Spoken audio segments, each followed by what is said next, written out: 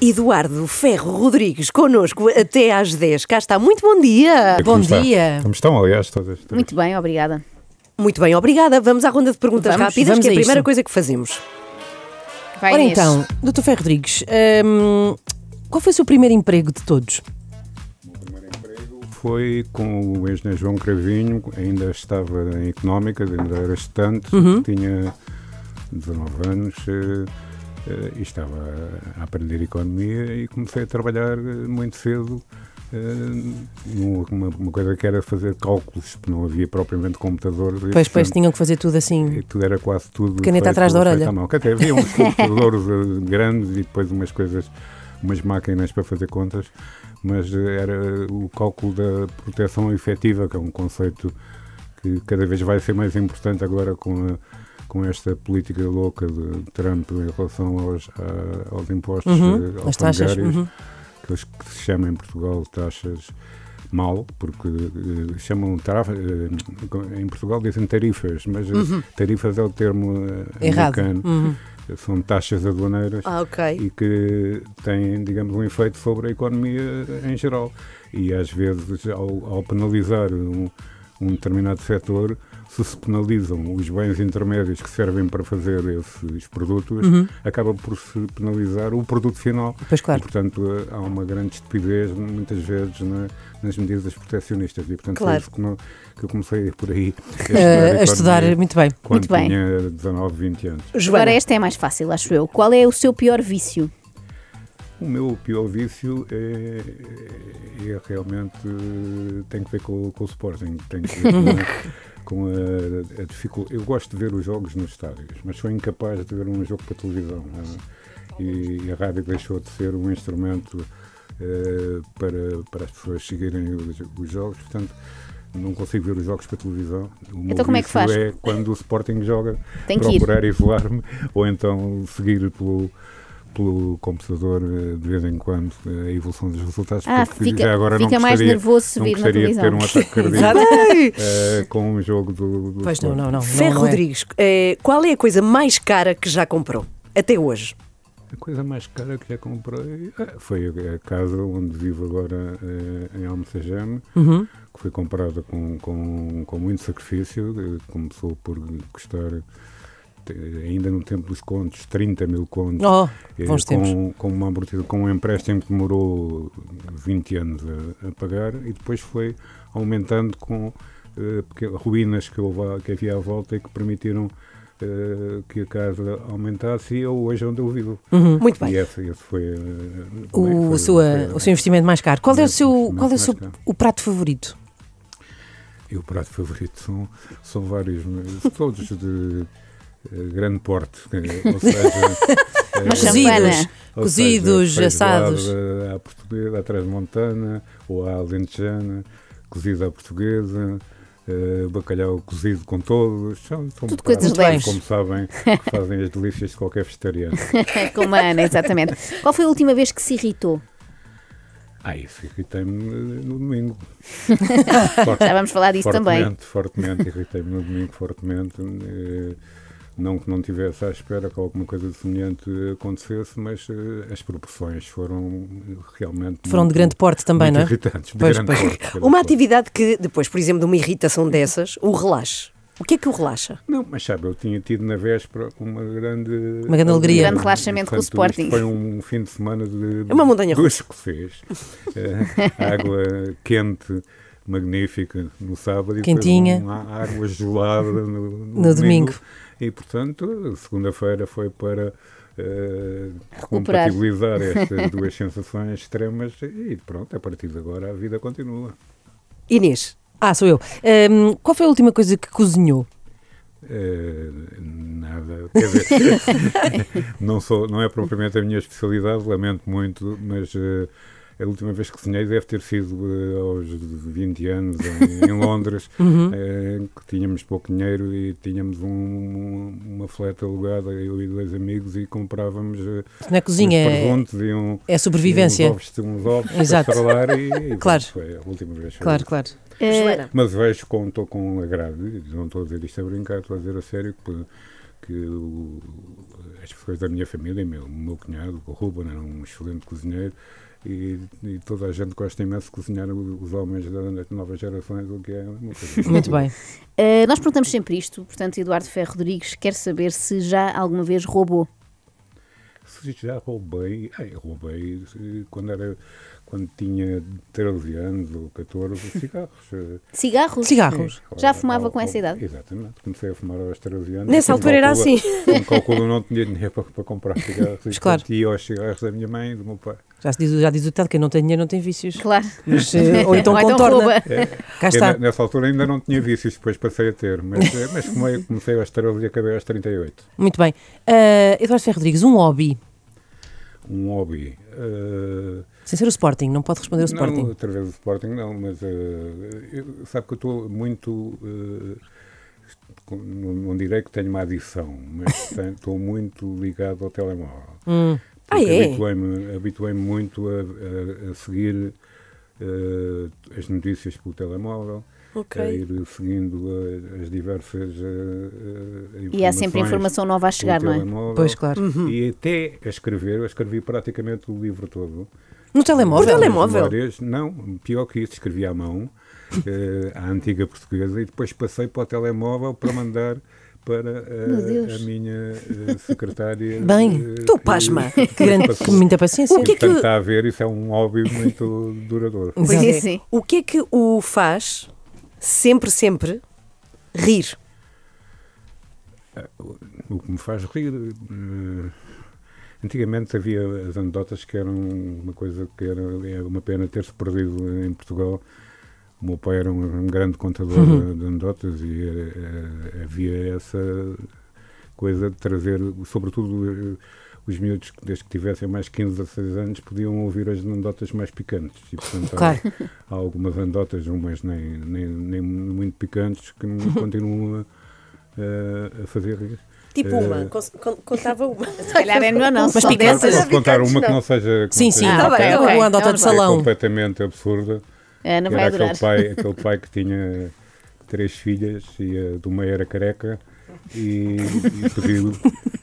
pediram todas para o pai as pentear e ele na filha do meio traçou um tracinho a preto com uma esferográfica e a filha ficou tão chateada que nunca mais bebeu café. Eu adoro É melhor do que eu esta- estava à espera. Eu gosto muito destas Eu não estava a anedotas. ver isto aí para aí. Ai, que maravilha. Grande momento. Digam um outro programa de rádio em que tenham Ferro Rodrigues a A contar anedotas. anedotas. Sim, sim, sim. Ferro Rodrigues, alguma vez andou à pancada com alguém? Sim, andei e apanhei bastante mais do que dei. Mas também aos 14 anos ou foi mais tarde? Não, mais novo. Isso sempre nos 13, 14 Ok, anos. foi uma idade... Na rua, porque havia sempre alguns que faziam do físico a sua força Pois, para, claro. imporem as suas posições. Mas você chama-se Ferro. E houve uma vez que Estão-lhe a ligar. lá está o não se telefone. nota para não. Não. E houve uma vez que estava a esgabilhar ali no Conde Redondo e um desses personagens queria ocupar o bilhar e veio com um taco e começou-me a espalhar as bolas para eu me ir embora. E eu agarrei no meu taco e eu tinha pai 13 anos, ele tinha pai uns 17 ou 18 e mandei-lhe com o taco na barriga. E eles fizeram-me uma espera cá fora, deram uma série de pancadaria que não inesquecível. Ai, meu Deus. Mas que Não é recomendável ficou, fazer isto. não fiz queixar a ninguém, nem em casa, nem a mais ninguém, porque compreendi a situação, mas fui provocado. É a lei da rua. É a Pronto. lei da rua. Bem-vindo, mais uma vez. Ficaste sem palavras. Não, é que tenho tantas palavras, há tanta coisa para falar neste momento e a primeira coisa que lhe perguntava é se sente que viveu os últimos anos bons da Assembleia da República em que as coisas estavam tranquilas Civilizadas. e civilizadas. Exato. Eu tenho a sensação que estou a viver mesmo os últimos anos bons ou maus, porque com 75 anos não se pode ter uma esperança de vida muito elevada. Não, hoje em dia já toda a gente vai até aos 100. Mas, de qualquer forma, aqueles anos já não foram fáceis.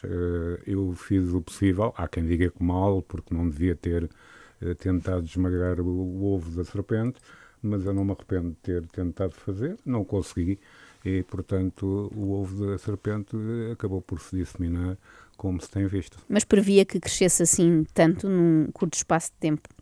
Sabe, há uma coisa que eu tive a ocasião de dizer diretamente aos dirigentes do PS, na única ação de campanha em que participei, que foi no almoço na Trindade e depois na descida do Chiado, que foi que me fez muita impressão negativa. O facto do PS ter feito do PSD o inimigo principal e do PSD ter feito do PS o inimigo principal e de praticamente ninguém falar do Chega ao mesmo nível. E, portanto, o Chega, que atacou fortemente o PS e o PSD, passou totalmente impune por esta campanha. Quer dizer, os partidos pensaram que aquilo que se tinha passado com o grupo parlamentar do Chega na sessão anterior era suficiente para elucidar os portugueses da natureza daquele grupo parlamentar e da necessidade de redução a um mínimo. E, portanto, tiveram muita responsabilidade no cartório e tive a ocasião de dizer isso a dirigentes muito importantes do Partido Socialista, que o Chega iria subir. Tive essa convicção na véspera das eleições e que o PS tinha uma grande responsabilidade nisso, porque confundia um adversário, que é o PSD, com um inimigo da democracia, que é a extrema-direita. Agora, temos um Partido Socialista enfraquecido depois destas eleições. Como é que vê o presente do PS? Bom, o PS não é a primeira vez que passa por uma situação destas. Repare que depois de lideranças muito fortes, há sempre problemas graves no Partido Socialista. O Partido Socialista, depois de Mário Soares, apareceu um partido que não era um partido de extrema-direita, era um partido da área do Partido Socialista, do centro-esquerda, o PRD, inspirado pelo general Ramalhianes, Presidente da República, que reduziu o PS a percentagens ainda inferiores àquelas que o PS teve no domingo. No domingo foi o terceiro pior resultado, mas já eu assisti ao PS ter, com Almeida Santos a candidato a Primeiro-Ministro, 21%, e com o Vítor Constâncio a candidato a Primeiro-Ministro, 22% ou 23%, portanto menos.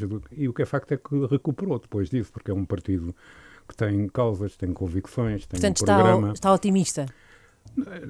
Estou realista, quer dizer, penso que é evidente que é necessário ter o otimismo da ação e da intervenção, embora um certo realismo pessimista sobre aquilo que se passa hoje em Portugal e que é efetivamente grave. Não vejo de ânimo ligeiro os resultados que se passaram, mas não penso que seja qualquer coisa que não possa mudar. E como é que, olhando agora para o mapa, não é, quando vemos os resultados eleitorais, como é que explica, em certos concelhos, muitos mesmo, assim uma passagem, uma migração de eleitores de esquerda para uma direita tão extrema como o Chega? Sabe que isso aconteceu em todos os países da Europa. Se for ver os mapas eleitorais em França, se for ver os mapas eleitorais mesmo em Espanha, na Itália, em que a extrema-direita tem crescido muito, passou-se de um discurso às vezes extremado à esquerda como para uma prática extremada à direita, com consequências eleitorais.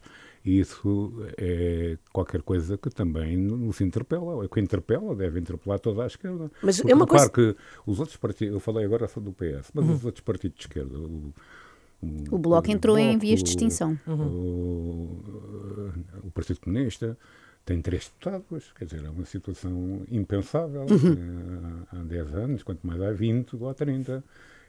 E também nesses partidos não se viu, embora sejam partidos claramente e afirmativamente antifascistas, não se viu uma grande preocupação com o crescimento do Chega. Fizeram sempre da luta contra o voto útil e, portanto, da luta contra o PS a questão fundamental. E, portanto, espero que todos tenham aprendido alguma coisa com estes Não resultados. tem nenhuma tentação de ter um papel mais ativo? Eu tentação tenho, mas tem que refriar. Mas tem juízo também. Fazer uma homenagem à vossa geração, é a geração dos meus filhos gêmeos, do João e da Rita, e em especial uma de vocês, que não vou dizer o nome, mas ela certamente sabe de quem é que eu estou a falar, porque vou contar um episódio que se passou aqui em Lisboa, em 1970 ou 71, quando fomos ver um concerto de um grupo espanhol chamado Água Viva. E nunca mais me esqueci desse concerto, até porque ele depois estava para ter mais sessões e acabou por ser proibido pela polícia política. E os Água Viva, em homenagem a todas vocês e à vossa geração, queria apenas relembrar deixa-me cá ver se consigo encontrar aqui, um texto de uma canção dos Água Viva que cantam os poetas andaluces de ahora. Que miram os poetas andaluces de ahora. Cantam com voz de hombre, pero donde los hombres? E vai por aí fora. Sim, sim. Este poema é de um grande poeta espanhol, chamado, deixa-me cá ver, agora tem... Bom... Já vamos aqui ver, espera aí. Não, já consigo encontrar o nome, mas só queria dizer que sei que... É o Rafael Alberti. Os pais da Joana, os pais da Ana, estiveram ligados a este projeto e, portanto, também é uma homenagem à Ana e ao facto de ser do meu clube, termos sido campeões. Portanto, claramente Terá que buscar uma preferida. Há uma favorita Há uma aqui. favorita. Também é nossa, também é nossa. Bem, deixem-me contextualizar. É que este grupo de que fala, que são os Água Viva, foi um grupo onde a minha mãe cantou e onde Exatamente. conheceu o meu pai. Reparem nisto. Portanto, Pronto, e deu este lindo presente. Assisti a sua mãe a cantar em Lisboa e o seu pai também, certamente, na delegação. Ainda você era um projeto de... Exatamente. Pois é. Pessoas que se andaram calhar ali nem um projeto. num combate Foi político. Em 1970, portanto, já passaram muito mais anos de vida do Sim, que aquele Concertos que proibidos você pela tem. polícia e depois... Deu nisto. Este Foi estropício. inesquecível. E, portanto, era este o tempo de antena que eu queria ter. Mas eu tenho uma letra tão má, consegui escrever aqui o nome o Rafael Alberti. Rafael Alberti é o Alberti, poeta. exatamente. Bem, muitíssimo obrigada. Muito obrigada. Suspiramos de alívio porque achámos que ia arrasar Achámos que era connosco. maldade e afinal era só Exatamente. amor. Sim, muito obrigada. Todas as Obrigado, imagens eu. desta entrevista com Ferro Foi um Rodrigues gosto ficam depois. levantar-me tão cedo para tão boa. Pedimos desculpa por isso. Muito pedimos desculpa. obrigada. Acorde com a Ana, Joana e Inês.